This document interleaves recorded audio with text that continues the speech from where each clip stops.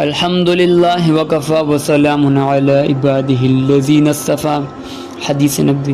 قال رسول اللہ صلی اللہ علیہ وسلم مثل العلم لا ينتفع به كمثل كنز لا ينفق منه في سبیل اللہ.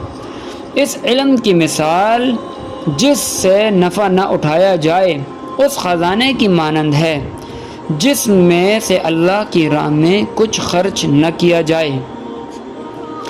جب آدمی پر اللہ تعالیٰ نے یہ احسان فرمایا کہ اس کو اپنا محبوب علم سکھایا تو اب اس کے لیے بھی مناسب نہیں کہ وہ اس کو چھپائے، بلکہ اس پر اس وقت دو باتیں لازم ہیں. ایک یہ کہ اس پر عمل کرے اور دوسری یہ کہ اس کو دوسروں کو بھی سکھائے. یہی مطلب ہے علم سے فائدہ اٹھانے کا. علامہ طیبی رحمہ اللہ فرماتے ہیں کہ یہاں علم کو مال کے ساتھ جو تشبیہ دی گئی ہے وہ صرف فائدہ حاصل نہ کرنے اور خرچ کے اعتبار سے ہے. جس طرح مال والے کے پاس مال ہے مگر وہ مال کو خرچ نہیں کرتا، اسی طرح علم والے کے پاس علم ہے اور وہ اپنے علم کو نہ خود فائدہ اٹھاتا ہے اس سے اور نہ ہی دوسروں تک پہنچاتا ہے. حضرت سفیان ثوری رحمہ اللہ فرماتے ہیں کہ علم آواز دیتا ہے کہ جو شخص مجھ پر عمل کرے گا تو میں باقی رہوں گا، ورنہ جو عمل نہیں کرے گا تو میں بھی چلا جاؤں گا.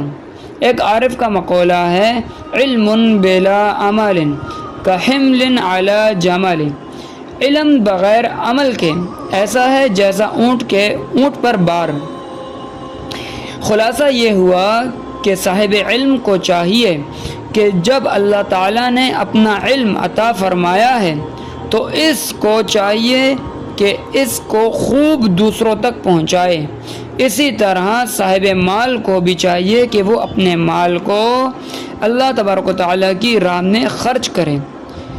اللہ تبارک و تعالیٰ ہمیں بات سمجھنے کی توفیق عطا فرمائے اور اس علم کو جو اللہ تعالیٰ نے ہمیں عطا فرمایا ہے وہ دوسروں تک پہنچانے کی توفیق عطا فرمائے تاکہ ہمارے نامہ اعمال بھی اچھے باتوں سے اچھے کاموں سے بھریں اور دوسروں کے بھی.